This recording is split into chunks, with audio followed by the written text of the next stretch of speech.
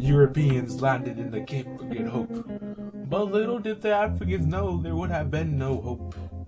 Europeans had goods to trade, such as corn, but it was for slaves that had babies that were still unborn.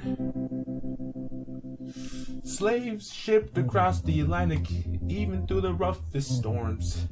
Many died, many traditions were torn. The only thing they can do was sit there and cry and mourn. They were sold off at auction, slave after slave, sold for more and more. Europeans wanted more and more, gold and silver, but there was less than thought to be. So they came back with little or no quantities.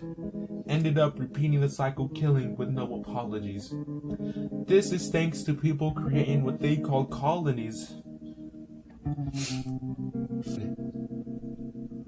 But the year was 1500. The Spanish came in and kinda did what they wanted.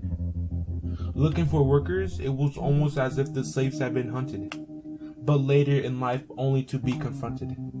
The Portuguese and Dutch tried the same, but did it as if it was stunted. But the year was 1620. A group rolled in, also known as the Pilgrims.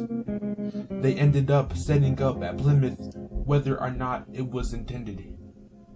Europe tried this before, but turned out really poor. Looked almost as if they were playing around. This fail of an attempt was known as Jamestown. At about 1492, Christopher Columbus sailed the big ocean blue for Spanish across the Atlantic, only to cause somewhat of a panic. Others tried the same, but did it as if it was almost automatic. But a lot of crew members died. We're not being dramatic. Ferdinand Magellan was the first to circumnavigate. Him and his crew did it all without a single complaint. But he died from Philippines right after he set off in 1519. Finn.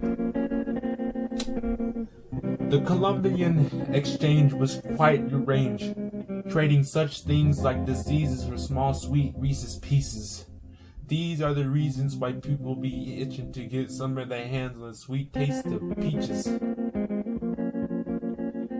People made trade of balance so they could make allowance without the use of talents to skip the challenge.